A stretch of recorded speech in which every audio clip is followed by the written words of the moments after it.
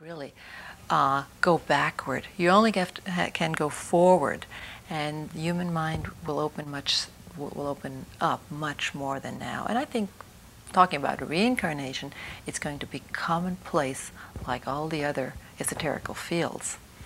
So I figure that reincarnation therapy is like now psychoanalysis, or even more so widely spread. Fascinating. I was kind of intrigued with your statement that you have medical doctors, psychiatrists, and psychologists learning this process rather routinely in Europe. Mm-hmm. I'll be thrilled when we have that be routine over here. I've run into some people in the medical field at astrological conferences, and they're citing Hippocrates, saying nobody should call themselves a physician until they've learned astrology, as a diagnostic tool, and understanding that there's more than just simply what we can perceive with our five senses. Just like knowledge of electricity was knowable in 700 AD, but if someone had walked into a house with electric lights and a television running, they would have thought it was some kind of hocus-pocus weird magic. And today we understand how to implement and use electricity, and we just, use it routinely. It's no big deal. But a lot of the things in metaphysics seem as bizarre as a television would have seemed to someone 1,000 years ago. So I'm like fascinated with the direction of being able to understand things that we can't slice, dice, chop, and measure in that kind of ordinary four-square, here we are on planet Earth sense. Well, I see more and more of that opening up happening, really. I mean, 10 years ago, when I started my practice in Germany 12 years ago, and at that time, it was still a little exotic. Past life therapy used to be something few people would do, and if they would, that would be something very special. Now, in the last 5 to 7 years, I would say everybody has heard of past life therapy. The Yellow Press is talking about it. And many people have done some kind of a regression, maybe if it was not a therapeutical regression, but they've done some kind of past life work, or in a workshop, or in meditation or something. So now, actually, I don't find myself exotic at all, but I try to keep my approach psychological. I do not want to be mixed up with channeling or with readings, because I feel that whatever a person needs to find out in their past life, they should do it guidedly, on a level that whatever they find should be useful to them, and it should be a useful tool that helps them to change their life, understand their life better, and then change it. So I have a very practical approach. But generally, past lives are very, very widely accepted, and I don't find anybody who has not really never ever heard about it. And I guess in the States it's even more so, because the States are always the leaders in metaphysical work. But I guess the way we are. Oh yes, I mean, it's a big country, of course, but everything, every new line in therapy, it really practically started in the States. Now, other countries picked it up, and of course they developed it probably a little bit different in every country, which is natural. But we always look to the States and see what's happening there. Okay, so past life therapy, I understand that here you have a lot of it, but also in form of not therapeutical work like channeling. Now, I consider past life therapy a psychological therapy, and I want to keep it that way as my work is concerned, because I'm a practical person. I want to see the use. I want to see the person be able to change their life, and not just find an explanation which they like and which will allow them to go on doing the same things as before, just with a different explanation to it. I want an explanation to change the life, really. We have a person calling in that would like to talk with us. Let's see who we've got here. Well, welcome to Psychic Encounters. You're on the air. Hello, Jan. How are you tonight? Good. I'm sorry to hear Diane's sick. I know she was feeling bad last week, but Okay, listen. I need to know something very important. Do you need to know my birthday or anything?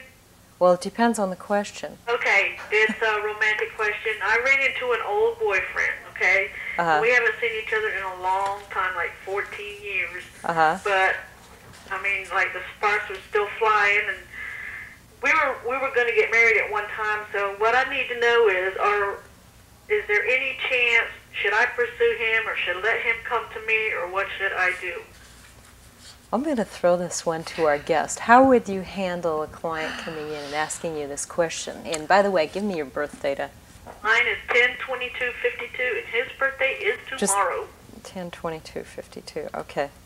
How would you handle that? A client comes in and says, Well, I would first of all assume that if you haven't met this person for a long time and now you meet him again and there's still sparks flying, that the relationship is still alive. That's one thing.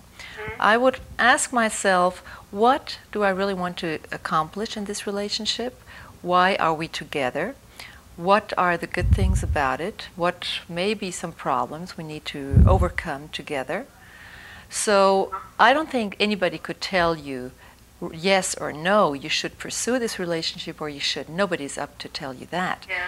But if you just look at the issue, why are we together and how are we going to progress? And are we going to develop together on a human, on an emotional, on a spiritual level? And if you see a development going on with both of you, then I don't see any reason why you should not pursue this relationship. Okay, but that's what I wanted to know. Should I pursue him, or should I let him come to me? Because, like I said, tomorrow's his birthday, and I was thinking about, calling him or something, but I don't know if I should or not, because I don't want to feel like I'm too pushy or something.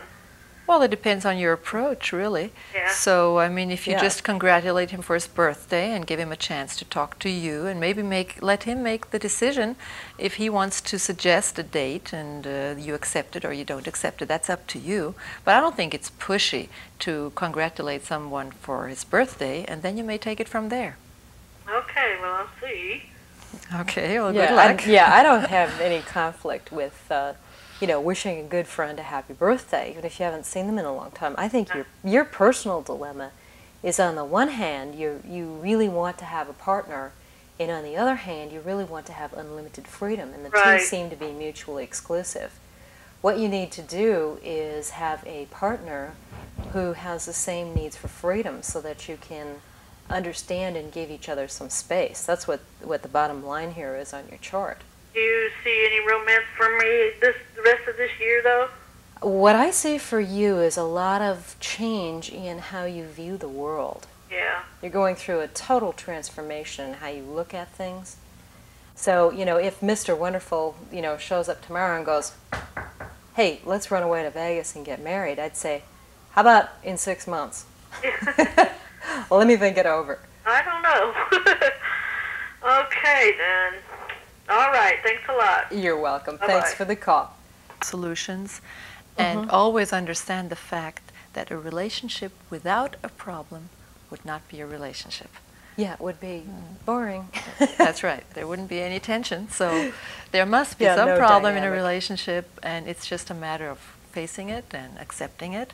But maybe that's not the only person you can work that with either. Yes. You could work the same issue actually with other people as well. So I would always beware of making too quick decisions on a marriage or on saying yes to a person for good. Anything that's a long-term sign your name on the dotted line commitment. Yes, I'm a little leery of jumping into that with all 4 feet. I know every Aries out there will tell me. But I'll be missing the boat if I don't, jump in right now. But most of the time on a long-term commitment, especially like her chart's got some heavy-duty long-term transits. And that's what I find real interesting. We keep evolving and growing. And if we don't take into consideration that next year we're not going to be identical to what we are now, we can get ourselves into some situations because life is a dynamic. And speaking of change, we're going to break away here for a few moments. We will return and we will be more than happy to take your calls. Ingrid would be happy to answer any questions that you have about her practice and what it is she does. So